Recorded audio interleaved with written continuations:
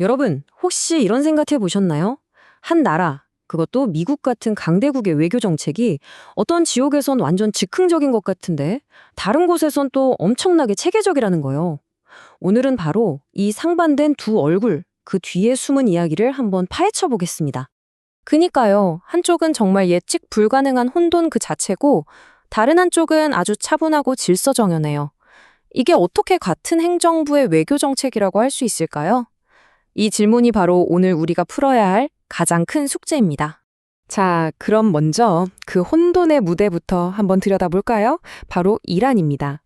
정말 한 치 앞을 내다보기 힘든 미국과 이란의 아슬아슬한 줄타기 상황이죠. 어휴, 정말 일촉즉발의 상황이었잖아요. 그러다 트럼프 대통령이 딱 휴전을 선언합니다. 근데 문제는 그 다음이었어요. 여기서 나온 신호들이 뭐랄까 너무 오락가락했다는 거죠. 그러니까 이게 긴장을 푼 게 아니라 오히려 더 큰 불확실성을 낳은 셈이 됐습니다. 이 타임라인을 보시면 당시 상황이 얼마나 엉망이었는지 바로 감이 오실 거예요. 자, 보세요.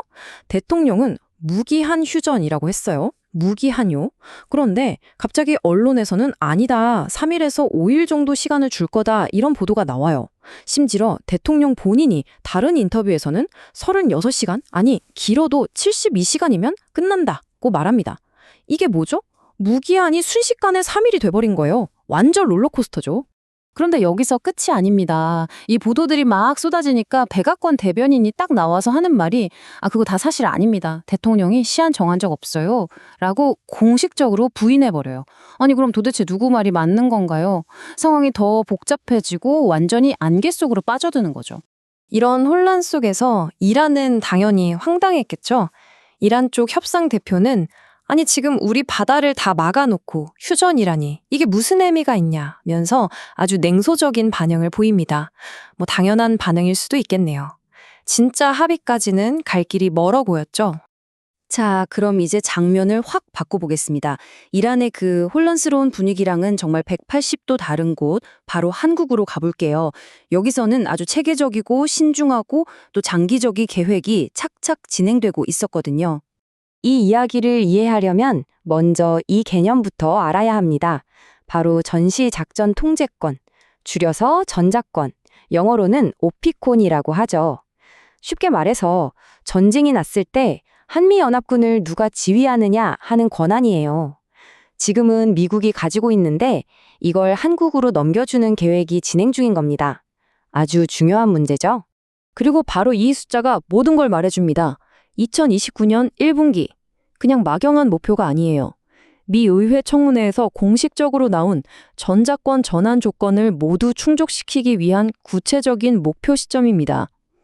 아까 이란의 무기한에서 72시간까지 오락가락하던 거랑 비교하면 정말 하늘과 땅 차이죠. 이 계획이 얼마나 꼼꼼한지 좀 더 볼까요? 이건 조건 기반 접근법이라고 부르는데요. 주한미군 사령관이 직접 명확한 로드맵을 제시했어요. 핵심은 한국군이 특정 군사적 역량을 갖추는 게 먼저라는 겁니다. 언제까지 하자가 아니라 이런 조건들이 다 충족되면 그때 전환한다는 거죠. 그리고 한국의 꾸준한 국방 투자도 긍정적으로 보고 있고요. 아주 합리적이죠. 브론슨 사령관의 이 한마디가 이 접근법의 핵심을 꿰뚫습니다. 정치적 편의주의가 조건을 앞질러선 안 된다. 무슨 뜻이겠어요?